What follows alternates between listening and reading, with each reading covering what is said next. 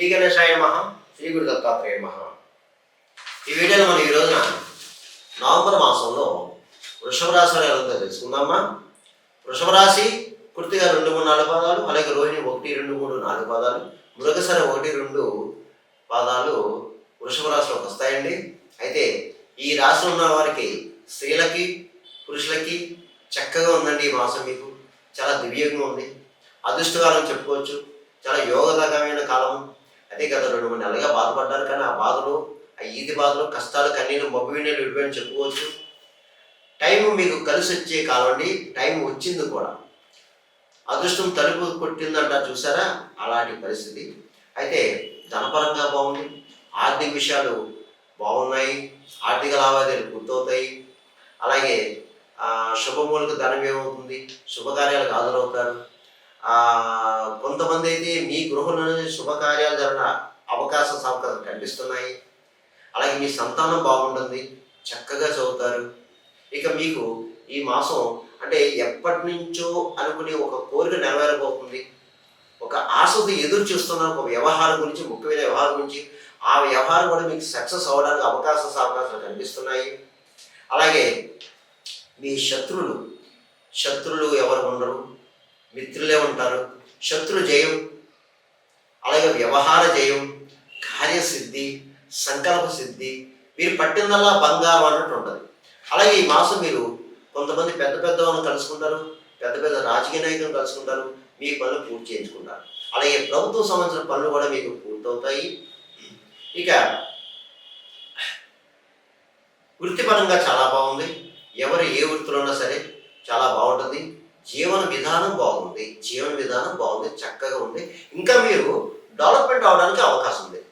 అంటే వ్యాపార పరంగా ఉన్నవాళ్ళు వ్యాపారం డెవలప్మెంట్ అవుతుంది, ఉద్యోగపరంగా ఉన్నవాళ్ళు ఉద్యోగాల్లో స్థితి కాస్త పై స్థాయికి వెళ్తారు. అలాగే ప్రయత్నాలు గట్టిగా చేసుకునే వాళ్ళు మీ ప్రయత్నాలు కొనసాగుతాయి. ఎవరు ఏ ప్రయత్నం చేస్తారో ప్రయత్నాలు చక్కగా కొనసాగుతాయి. అయితే అమ్మ, ఇందులో ఈ రాశిలోని కొంతమంది బద్ధకస్తులు ఉన్నారండి.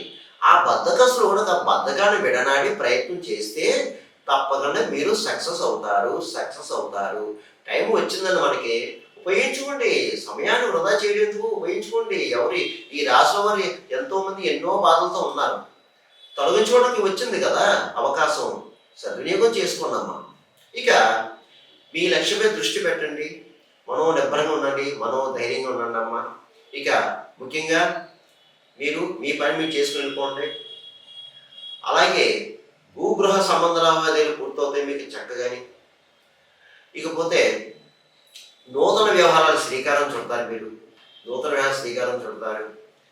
తర్వాత 10 మందికి కూడా మీరు సలహా ఇస్తారు. ఎవరైనా సలహా అడిగితే మీ సలహా ఇస్తారు. మీరు ఇచ్చిన సలహా వారు పాటించి వాళ్ళ సక్సెస్ అవుతారు. ఇక ముఖ్యంగా మీరు గురువుని బ్రాహ్మణ్ణి దూషించొద్దమ్మా. ఎవరోని వారిని గౌరవించండి, పెద్దల్ని గౌరవించండి. ఇక ఈ రాశిలో రియల్ ఎస్టేట్ రంగం వరకు బాగుంది, స్పెక్యులేషన్ లాభిస్తుంది. అలాగే మోటార్ ఫీల్డ్ వరకు బాగుంది. ప్రైవేట్ కాంట్రాక్ట్స్ ఎవరైతే ఉన్నారో మీకు బాగుందండి. అలాగే రాజకీయ నాయకులకు బాగుందండి. ప్రజల్లో మంచి గుర్తింపు తెచ్చుకుంటారు. అలాగే ప్రజలకు కావాల్సినంత చేస్తారు మీరు సేవ, మీకు సన్మానాలు జరుగుతాయండి. మీరు ఈ మాసం అంతా మీకు చాలా బాగుంది. ఇక సినిమా టీవీ రంగం వారి డిపార్ట్మెంట్ వారికి కూడా అన్ని రకాల డిపార్ట్మెంట్ వరకు బాగుందండి. మీకు చక్కగాని మీ ప్రయత్నాలు ఫలిస్తాయి. మీరు మీ లక్ష్య సాధన సక్సెస్ అవుతారు మీరు. ఇక అన్ని రకాల వ్యాపారస్తులకు బాగుంది, జాయింట్ వ్యాపారస్తులకు బాగుంది, ప్రైవేట్ పరంగా ప్రభుత్వ పరంగా ఉన్న ఉద్యోగస్తులు కూడా బాగుందండి. అలాగే ఇతర దేశంలో ఉన్న వారికి బాగుంది ఈ రాశి వారికి. అలాగే చదువు రీత్యా, ఉద్యోగ రీత్యా ఇతర దేశం వెళ్ళే వారికి కూడా బాగుంది. మీరు ప్రయత్నం చేయండి. ఇక విద్యార్థులు బాగుందమ్మా, చక్కగా చదువుతారు. ఇతర వ్యాపారాలు ఏం పెట్టుకోవద్దు. ఇక వివాహంగానే అబ్బాయిలు వివాహ ప్రయత్నం చేసుకోవాలమ్మా. మీ ప్రయత్నాలు ఫలిస్తాయి. ఇకపోతే ఈ యొక్క రాశి ఫలాలు, మాస ఫలాలు కేవలం మీకు 60% మాత్రం వర్తిస్తుంది. మిగతా 40% కూడా మీ జన్మజాతకం, జన్మ లగ్నంతో ఉన్న యొక్క గ్రహాల యొక్క పరిస్థితి మీద ఆధారపడుతుంది. నేను చెప్పినవి ఈ మాస ఫలితాలు అందరికీ జరగాలని రూల్ లేదు, జరగకూడదని రూల్ లేదు. జరగచ్చు, జరగవచ్చు.